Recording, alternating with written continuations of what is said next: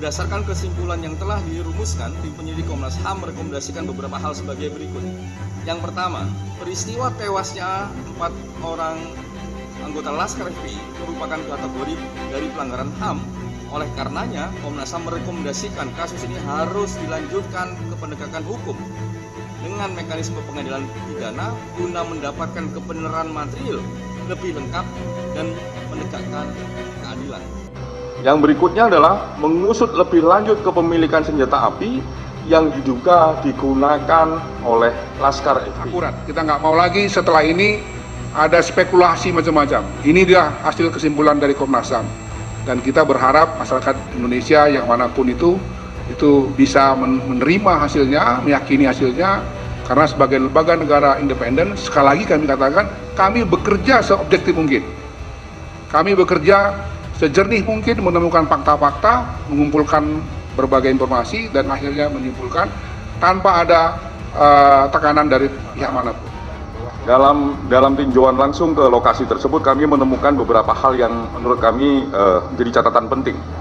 Yang pertama adalah kami menemukan beberapa benda yang kami duga sebagai bagian dari peristiwa tersebut.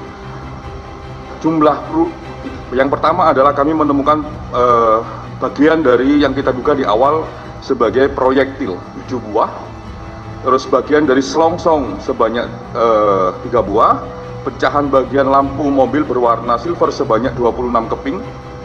Selongsong ini awalnya 4 sebenarnya, tapi yang satunya memang sudah di disclaimer duluan. Terus pecahan kaca mobil warna bening sebanyak 7 keping, pecahan lampu rem mobil warna merah sebanyak 5 keping, diduga bagian peluru PLG sebanyak 1 buah yang tadi itu, diduga bagian peluru di bagian belakang selongsong 1 buah, sejumlah benda lain yang berhubungan dengan bagian mobil antara lain sebuah baut, tutup velg, dan pecahan ban. 1 buah earphone, terus barang bukti bagian dari joint cleaser, CCTV jasa marga berupa fiber optik, kabelnya, terus kabel pelindung, plastik pengait, dan baut pengait. Benda yang dapat diduga sebagai bagian dari bukti dari peristiwa tersebut ditemukan sejumlah titik lokasi, antara lain bahu jalan depan sebuah masjid di Kerawang, di Jalan Internasional Kerawang Barat, bahu jalan depan sebuah ruko di Jalan Kerawang Barat, taman jalur putaran kampung budaya, Jalan Internasional Kerawang Barat, sepanjang pembatas antara Gapura Kota Kerawang hingga Bundaran Badami, depan Novotel Kerawang, Jalan Internasional Kerawang Barat, dan rest area KM 50 Jakarta Cikampek. Berikutnya, bahwa di KM 50 Tol Cikampek, 2 anggota Laksus ditemukan dalam kondisi meninggal, sedangkan 4 lainnya masih hidup dan dibawa dalam keadaan hidup oleh petugas kepolisian. Terdapat pula informasi di KM 50 terdapat pula informasi adanya kekerasan, pembersihan darah, pemberitahuan bahwa ini kasus narkoba dan terorisme, pengambilan CCTV di salah satu warung, dan perintah penghapusan dan pemeriksaan handphone masyarakat di sana. Jadi, petugas mengaku mengamankan sejumlah barang bukti berupa 2 buah senjata rakitan jenis revolver gagang coklat dan putih, sebilah samurai, sebilah pedang, celurit, dan sebuah tongkat kayu runcing.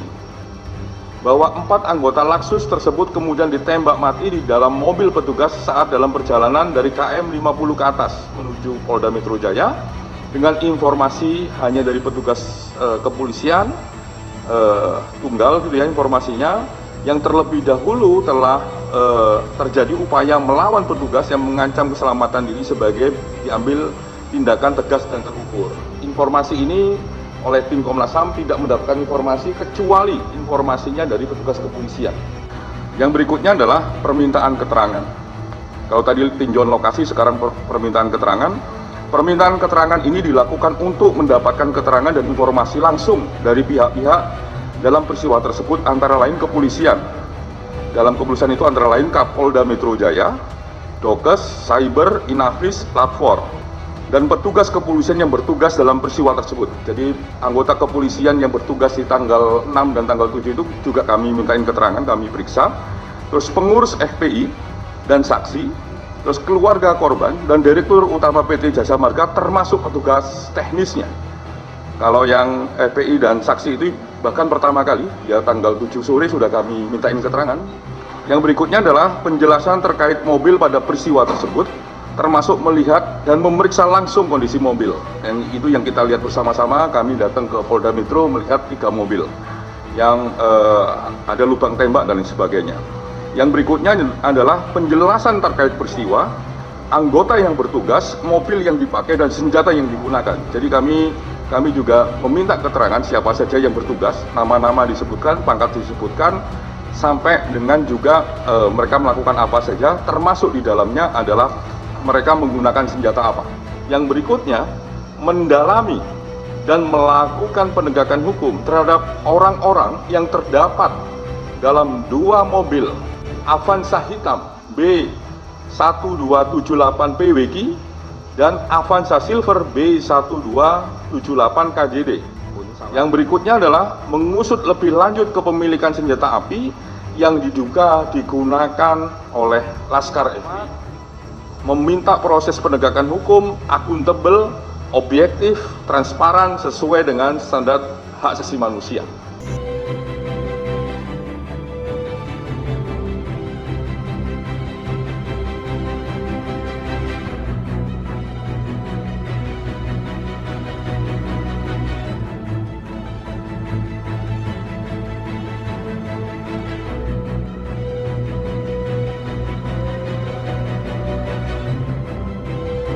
Baik ya teman-teman ya.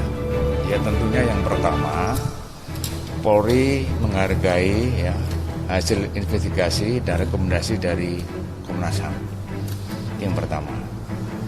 Yang kedua, ini ya. Jadi Polri masih menunggu surat resmi yang nanti dikirimkan ke Polri. Ya tentunya nanti kan kita pelajari rekomendasi maupun surat itu yang masuk ke Polri.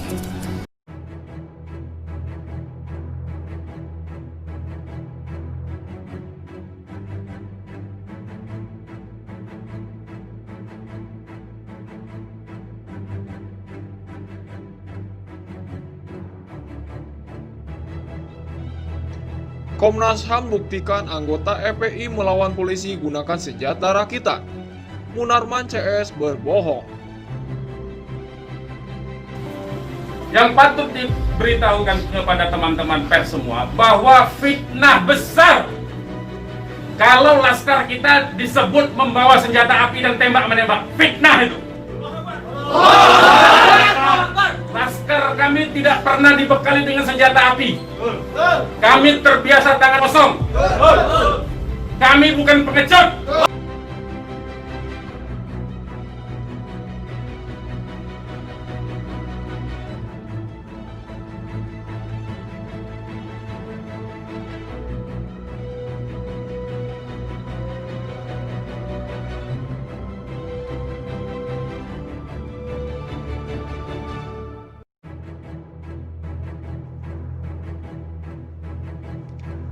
Ketika Rizik akan diperiksa polisi, dikabarkan ada terjadi pengerahan massa, sehingga polisi melakukan penyelidikan akan kebenaran informasi tersebut. Sehingga terjadinya layaknya di film-film aksi kejar-kejaran antara pihak kepolisian dengan gerombolan Rizik di tol Jakarta Cikampek. Tepatnya di kilometer 50. Yang mengakibatkan terjadi aksi tembak-menembak antara Laskar FPI yang dilengkapi atau dipersenjatai dengan senjata rakitan dengan pihak kepolisian yang tentunya juga mendapatkan izin memiliki senjata api saat bertugas dan wajar digunakan ketika mereka dalam keadaan terdesak. Singkat cerita, dalam aksi tembak-menembak itu ada 6 Laskar FPI yang ditugaskan menjadi pengawal khusus imam jumbo mereka. Siapa lagi kalau bukan Rizik dalang dan sumber kerusuhan di tahun 2020 lalu plus di tahun 2017 yang berhasil membuat seorang Ahok dipenjara dengan tuduhan penistaan agama. Petugas aparat setempat yang ada di lokasi yang diperkirakan di sekitar pintu tol Karawang Timur. Ya, di tengah malam itu saya suruh cek. Begitu saya mendengar ada berita terjadi ada laskar kita yang ditembak, kita suruh cek ke pintu tol Karawang Timur, ternyata tidak ada mobil laskar di situ. Mobil laskar tidak ada, jenazah tidak ada. Kalau itu memang tembak-menembak dan tewas di tempat, itu pasti ada jenazah di situ. Pasti membutuhkan proses lama untuk evakuasi di situ. Tetapi ini tidak ada. Yang berikutnya adalah mengusut lebih lanjut kepemilikan senjata api yang diduga digunakan oleh Laskar FPI. Akurat, kita nggak mau lagi setelah ini ada spekulasi macam-macam. Ini dia hasil kesimpulan dari Komnas HAM. Dan kita berharap masyarakat Indonesia yang manapun itu bisa menerima hasilnya, meyakini hasilnya, karena sebagai lembaga negara independen, sekali lagi kami katakan, kami bekerja seobjektif mungkin. Kami bekerja sejernih mungkin menemukan fakta-fakta, mengumpulkan berbagai informasi, dan akhirnya menyimpulkan tanpa ada tekanan dari pihak manapun. FPI meradang, terutama Munarman CS, mengetahui 6 anggotanya tewas mengenaskan diterjang peluru polisi, sehingga membuat cerita yang aneh-aneh yang pastinya menyudutkan pihak kepolisian di Republik yang kita cintai ini. Dan klaim mereka seperti biasa dasi, di mana Munarman CS dengan wajah terkadang marah, terkadang mengiba, dan kata-kata kasar mengutuk dan mengatakan itu fitnah. Terkadang manis, dengan mimik menangis minta dikasihani, mengatakan bahwa FPI tidak pernah dibekali dan tidak pernah menggunakan senjata api. Mereka terbiasa menggunakan tangan kosong, yang menurut saya itu adalah bullshit dan hanya pembelaan basi saja. Lihat saja ketika aksi mereka turun ke jalan, mereka selalu menggunakan pentungan dan senjata tajam untuk menakut-nakuti warga atau membuat kerusuhan di mana-mana. Jadi, tidak mungkin jika mereka tidak memiliki senjata untuk mengawal seorang Rizik yang jadi pemimpin besar mereka. Nah, untuk mencari keadilan versi mereka, usai 6 orang Laskar FPI tewas mengenaskan, FPI memaksa agar keluarga mereka melaporkan penembakan itu ke Komnas HAM pada hari Senin 21 Desember 2020. Dari pemberitaan media elektronik mengatakan bahwa keluarga dari korban mendatangi Komnas HAM pukul 10 waktu Indonesia Barat dan didampingi oleh para pengacara mereka dan sejumlah tokoh seperti politisi PKS, Mardani Alisera, dan Ketua Umum Persaudaraan Alumni 212, Selamat Ma'arif. Mereka membawa sejumlah bukti yang dibuat-buat untuk meyakinkan Komnas HAM agar bekerja turun ke lapangan membantu mengungkap kasus yang sebenarnya. Karena mereka tidak percaya keterangan polisi. Namun, Kapolda Metro Jaya, Fadil Imran, langsung juga mendatangi Komnas HAM sendirian tanpa membawa siapa-siapa untuk memberikan keterangan yang sebenarnya, versi mereka, dan secara psikologis mengajak agar Komnas HAM bekerja secara adil dan tidak berpihak kepada FPI yang kini sudah menjadi ormas terlarang.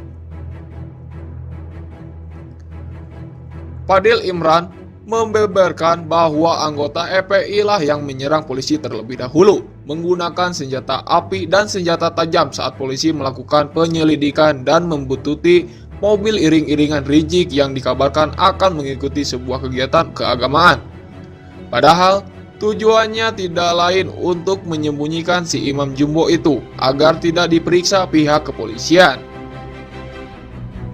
Namun namanya Imam Jumbo, mau disembunyikan kemanapun, saking jumbonya pasti ketahuan juga.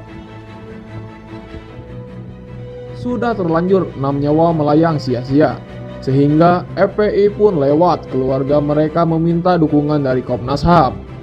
Setelah sekian minggu melakukan penyelidikan, akhirnya Komnas HAM menyampaikan hasil investigasi peristiwa penembakan terhadap Laskar FPI pada tanggal 7 Desember 2020.